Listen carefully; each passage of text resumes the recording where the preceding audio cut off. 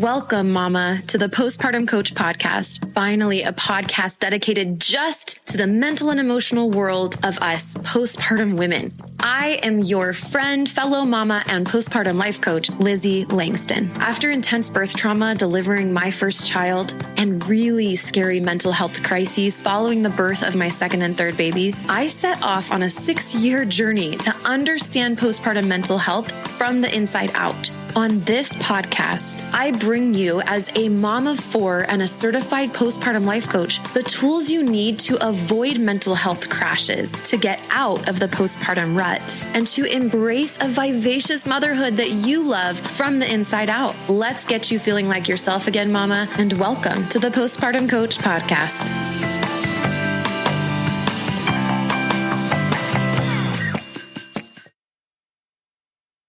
Hello, mamas. Things have been cooking over here in the best way.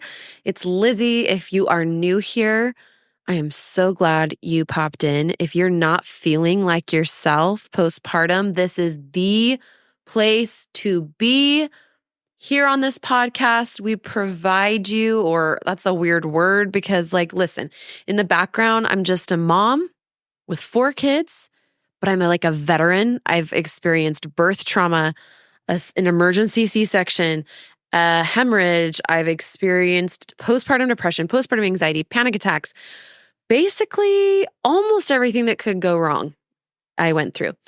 And I have done so much therapy, and I've studied with various coaches and spiritual people. And I just am really, really, really ready to help you. And if you come work with me in my program, fabulous. But if you don't, I still want to help you as much as I can from this free, 20-minute episode today. So hunker down or do your dishes, drink your coffee, your Coke, I don't know, whatever you got going on. I want to just hopefully lift you today. So before I dive in, I have to tell you that I have a couple new things for you guys. So basically, I'm obsessed with helping postpartum women have an easier time. And I'm constantly thinking of ways that I can help them, because ideally you would have gotten help when you were pregnant, and then you would have had so much help. And then ideally postpartum wouldn't be as intense as it is, period. But it is. So I'm constantly thinking of ways, right? I came up with a couple new ones. So if you have not already downloaded my free postpartum mini course, it's called Get Out of the Postpartum Rut. Get out of it. Get out of the postpartum rut. It's a free mini course. It's 3 videos long. They are beefy. What I mean by that is they're not fluffy. What I mean by that is they're full of great, literally some of my best stuff. I strategically put it in there for you. So you can go to the links in the show notes and get that right now. You can also go to LizzieLangston.com/mini course, all one word.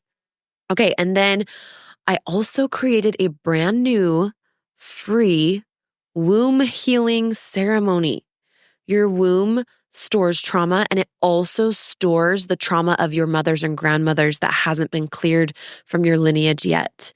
And your womb is where it's at if you want to release grief and pain, whether it's from birth trauma, miscarriage, a really hard pregnancy, infant loss, stillbirth, anything, and even not necessarily some of those heavier things. Maybe it's just you feeling stagnant and not like yourself yet postpartum. Maybe you just have a hunch that you need to do it. So get the free womb healing ceremony.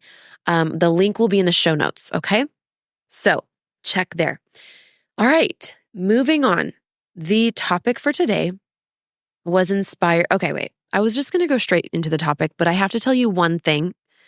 Do you guys know who Gabby Bernstein is? Gabrielle Bernstein. She's written a bunch of books. A couple of them have been New York Times bestsellers. So I grew up Christian, and then I became very disillusioned with the church that I grew up in.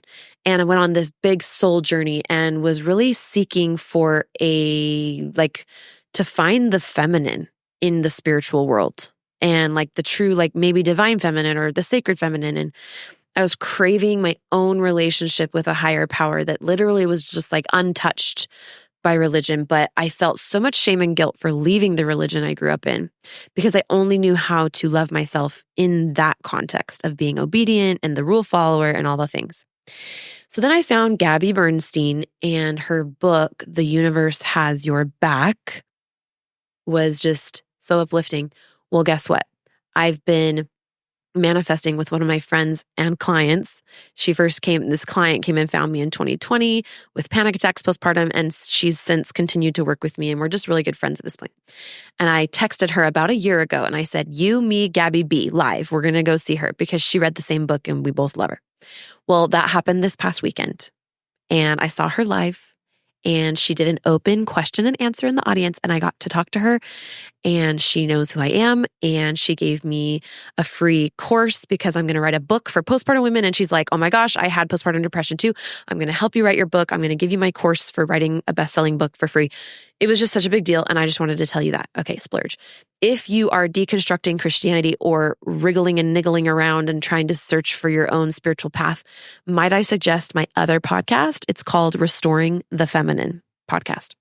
Okay, let's dive in to today's topic. So it was inspired by, I just taught a class. I really am getting into the topic. I just got to tell you what inspired it. I taught a class for my members of my membership. If you don't know, I have a membership. It's called Postpartum Freedom.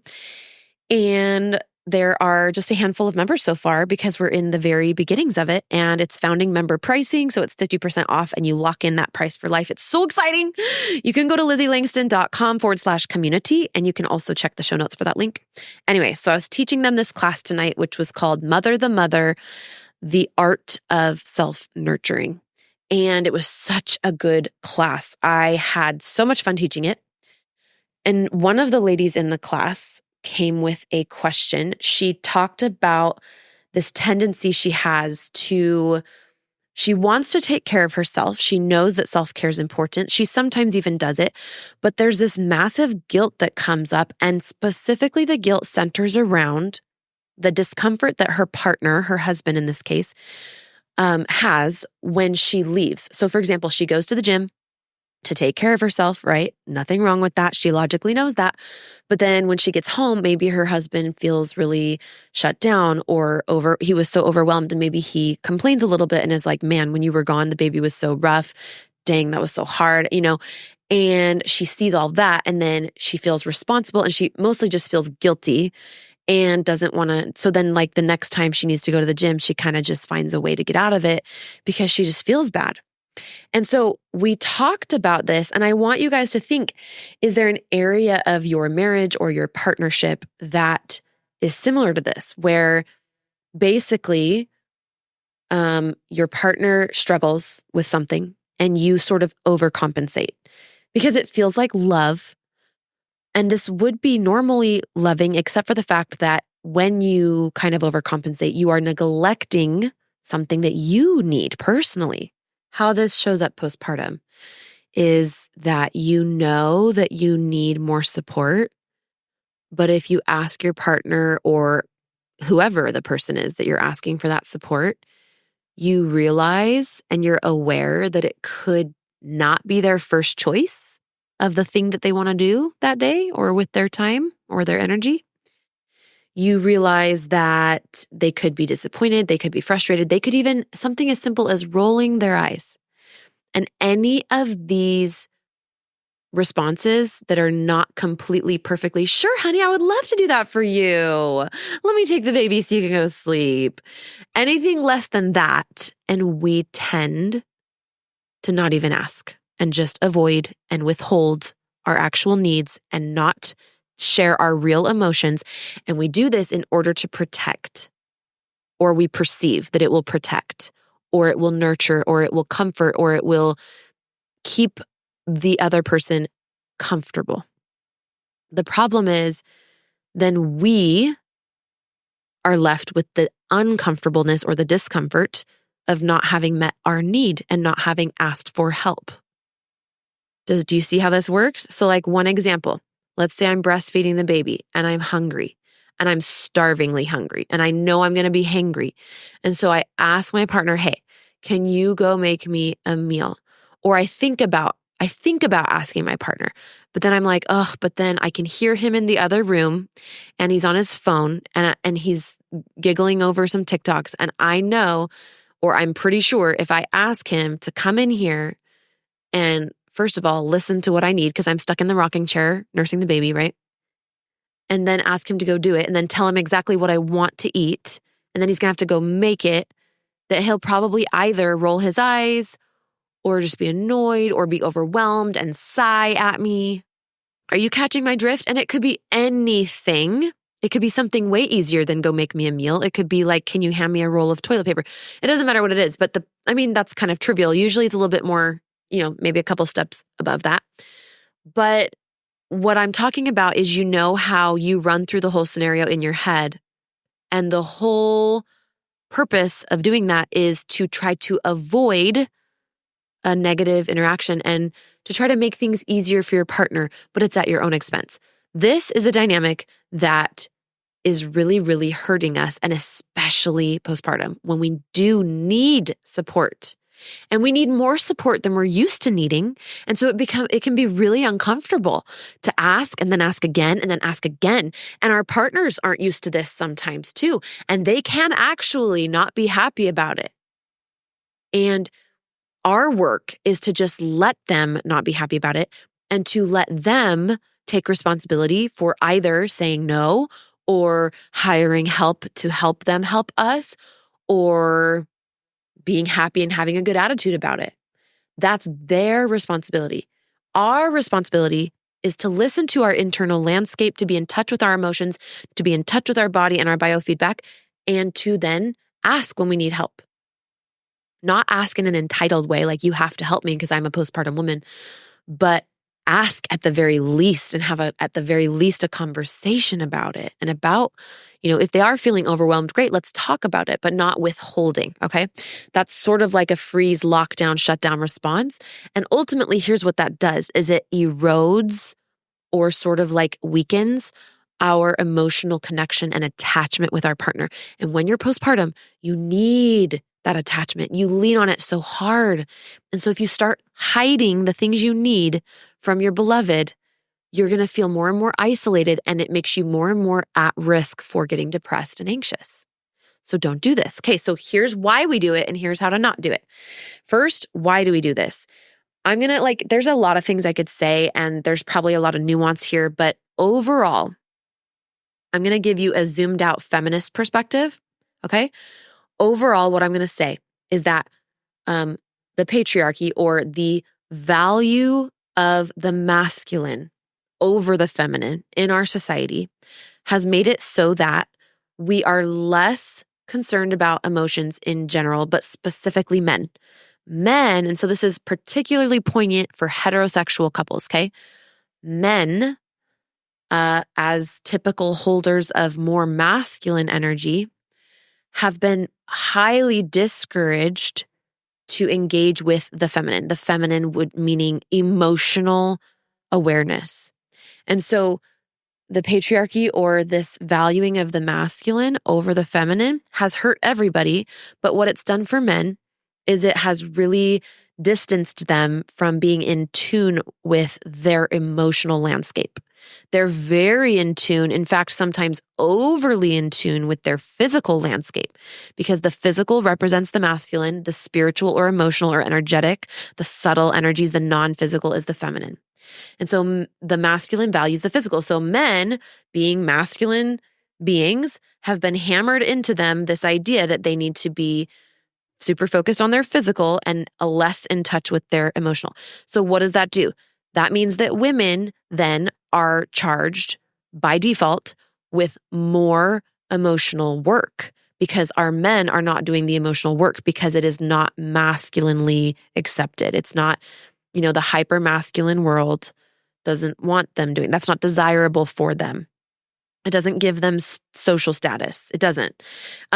Things are changing these days, but this is like the decade, the last couple generations we're coming from. And so women are typically then, but out of need, not only are they more, and this starts, by the way, when you're a little girl and your dad like the little girl and the dad. It starts with that, a little bit of caretaking, nurturing thing, and being hyper vigilant of your dad's emotions. And then it translates in our marriages. If you're a heterosexual couple or our partnerships, it translates, or even if you're not, even if you're in a same-sex couple, it can translate to you being hypervigilant and withholding your own needs in order to try to nurture, caretake, or protect the less emotionally intelligent of the two of you. Now, when I say your partner might be less emotionally intelligent than you, I am not trying to insult them. I'm trying to say that the system that values the masculine over the feminine has hurt everybody. It's because we need a balance. We need to be emotionally intelligent and smart and strong, just like we need to be physically intelligent, smart, and strong. So I know you're on board with that. You're like, yes, I want a balance. But what if there isn't one? Then what happens is the women tend to not ask for help and, not voice their needs in an effort to make things easier on the weaker person in the relationship, weaker person just in the emotional category. Weaker meaning they have less coping skills, okay? This is not a self-worth, a human worthiness thing. They're just as equally worthy as you are. All of us are equal in our worthiness as humans. I'm talking about skills, emotional coping skills. So let's go through an example. This client that I coached tonight on the call, her husband particularly struggles with overwhelm when she leaves to go to the gym, overwhelm with their toddler daughter. And she has noticed this. He's told her about this. So it's not like she's just making it up. He's also told her. And so she starts to become hyper vigilant when she gets back from the gym about his response. And then that bleeds into her not wanting to even go to the gym because of all of that data or that sensory input that's negative that she gets from her partner because she chose to leave. But what I helped her see is that it's not because she chose to leave. It's because her husband is lacking emotional skills to deal with overwhelm and to shift his mindset and to process that emotion in his body. And so every time she doesn't go to the gym to help him not feel that overwhelm, he's not getting stronger with his emotional skill set. She is. And her attachment to her daughter is getting stronger. But what about her daughter's attachment to her dad? So the issue is not her going to the gym. The issue is this overwhelm thing. Now, our partners are adults. So they don't need us to mother them. They don't need us to say, hey, you need to work on your overwhelm. But what I did say that she could do, or what I offered or suggested, I don't tell people what to do, but what I offered is, how about a conversation between you and him? And I have heard a really awesome husband of a mentor of mine who is aware of everything that I'm saying right now. And he actually is a coach for men. He has said that when you talk to your male partner, I can't speak for female partners, but in his experience, it's easier if you actually just focus less on what they do, and more on how you feel when they do it. So don't try to change or bring to attention their behaviors as much as draw the attention to your feelings. They need to understand how you feel. So here's an example script with this example with the gym and the husband and the overwhelm, okay? She could go to him and say, hey babe, can I talk to you for a second? Yeah, what's up? Okay, so I love going to the gym. You know how good it is for my mental health. And he's like, definitely. But I also notice that you get really overwhelmed and you've told me how overwhelmed you get when I leave. And he's like, yes. She's like, so at first I started not going to the gym as often. I don't know if you noticed that. And he's like, I didn't really notice, but that makes sense. And she's like, yeah, but the problem is that's not what I want. I want to go to the gym. And actually my mental health has been suffering because I haven't been going to try to protect you from this overwhelm experience. And he's like, oh. So what this does is it catches your partner up to speed on all of this hypervigilance behind the scenes work that we do. Like the mental and emotional labor that we're doing that's not even required of us. We're just doing it because we can sense that our partner doesn't have the skills to deal with his emotions. But that's not right, because that will build up on you, mama, over time. And so bring it up in a conversation. And that way your partner can say, hey, thanks for doing that. But really, the overwhelm's not that bad. I know I've complained about it, but you should just go to the gym. It's fine. Or he can say, you know what? Or she can say, you know what? The overwhelm is that bad, but I really want you to go to the gym. I love you. Or they can say, yeah, I'm scared shitless when you leave to the gym. I have no idea how to help, and then you guys can go over, well, I definitely don't want you feeling like that when I go to the gym. That's scary for me, probably scary for the baby, scary for you. What can we do? Then you can go to coping skills or, therapy, or you can hire somebody to come while you go to the gym, or there's so many things. Do you see how this then invites your partner in to participate in solving the problem so that you're not invisibly and completely overriding and just doing all that work, quote, for them when it's actually against them, because it's actually perpetuating the system of imbalance where the woman is hypervigilant and hyper emotionally intelligent and the man is less emotionally I shouldn't say intelligent because that sounds like a criticism. I'm saying less emotionally in touch or connected or aware, self-aware, emotionally self-aware. Okay? So that's the why. And I already kind of told you what you can do about it. You can have the conversation. I gave you the script and you can just stop withholding how you feel and just invite a conversation about your emotional state and your needs and the way that you're avoiding taking care of those needs and how you're going to stop doing that. You're going to be like, so I'm going to stop staying home from the gym so that you don't have to be with the baby because that's not good for either of us. It's not good for the family. It's not good for me. So what's your plan? Like how, or like, just so you know, I'm going to stop. And then they can deal with the plan themselves. That's fine because they're an adult. But you can help however much you do or do not want to. But what I don't think is okay is you doing all that work for them without even telling them, without even them asking you, like, we got to stop that. We got to stop nurturing our partner. Stop nurturing your partner, especially postpartum. Ask for the nurturing you need and nurture yourself when you need to. And you will have a lot happier, more balanced postpartum, and you will likely not go into emotional debt, aka anxiety and depression. If you liked this episode, will you do me a favor? I haven't had reviews in a while and I really want some. I need some. It helps the podcast grow. So please do me a favor and leave me a written review on Apple Podcasts with the stars and everything. You get to even make your own little screen name. It's so fun. So please do pass the good juju forward. Leave me a written review. Don't forget to download the freebies in the show notes. And if you want to do more of this work and go deeper and have coaching all the time and community with other women doing this work, which by the way, don't underestimate the impact of being around people who are in this caliber of self-awareness, it actually just 10x's what I could ever do for you. So come experience the community. Go to LizzieLangston.com/community. The link is in the show notes. I'll see you next week, girls. Mama, friend, sister, hi, it's Lizzie. I am so grateful that you chose my podcast today. Thank you. Thank you for tuning in. I want you to know that I have more help for you, more hands-on help to uplift you and support you, including a free text message series, as well as a popular free mini course moms love. It's called Get Out of the Postpartum Rut. I also have a coaching membership community for postpartum moms. You can check out all of these at LizzieLangston.com/work with me.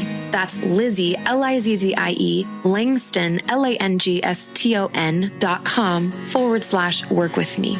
I'd be honored if you checked out any of my stuff. And thank you again for listening. You are stronger than you know.